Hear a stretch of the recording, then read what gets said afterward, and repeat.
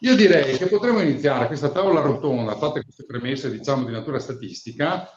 con il primo dei nostri ospiti, che è Andrea Franceschi, che è amministratore unico di Stay in Cortina, una società importante, anche se ha una relativa breve vita, nata pochi anni fa, e che ha in gestione 25 appartamenti a Cortina e 10 strutture alberghiere nel territorio nazionale, tra cui ci piace evidenziare che ce ne sono 4 a Cortina, 2 a Milano e una a Brescia, e quindi anche nell'asse delle future Olimpiadi invernali 2026. Intanto Andrea, benvenuto. Volevo sapere da te, che sei un operatore del mondo della montagna, ma anche del mondo delle città importanti, come sta andando la stagione a Cortina, come sta andando in Lombardia e quali sono i vostri piani che prevedete, chiusa questa stagione estiva di cui ovviamente presumo avrai già le prenotazioni ottenute, per l'inverno che si approssimerà nei prossimi mesi. Sì, intanto buongiorno a tutti. Devo dire che condivido poi le premesse che sono state citate, nel senso che la stagione sta andando avanti positivamente per la parte cortina, per la parte montagna. Ovviamente c'è una forte presenza della clientela italiana e una riduzione della clientela straniera, non tanto quella europea, perché mi sembra che comunque ci sia una certa agilità in questo momento di movimenti dai paesi più vicini, penso all'Austria, alla Germania, alla Svizzera, ma ovviamente ci mancano invece tutti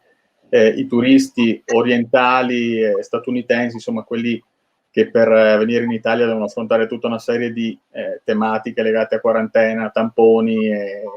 tutto quello che conosciamo.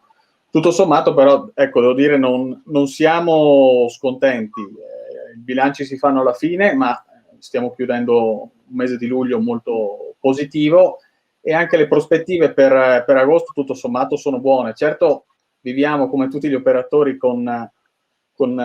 alcune incognite, perché rispetto al passato comunque le prenotazioni non sono più così sicure fino al momento del check-in. Si vive un po' la giornata, si naviga a vista, si vede anche cosa succede con le varie con i vari decreti, con le varie limitazioni che possono essere introdotte anche in corso d'opera. Il Green Pass è uno di questi che in qualche maniera può comunque incidere, però l'aspetto, ecco, insomma, complessivo è positivo. Lo scenario sulle strutture che non abbiamo in montagna, nelle località diciamo non leisure, è un po' più complesso in questo momento, ma devo dire anche che il mese estivi non sono mai più significativi per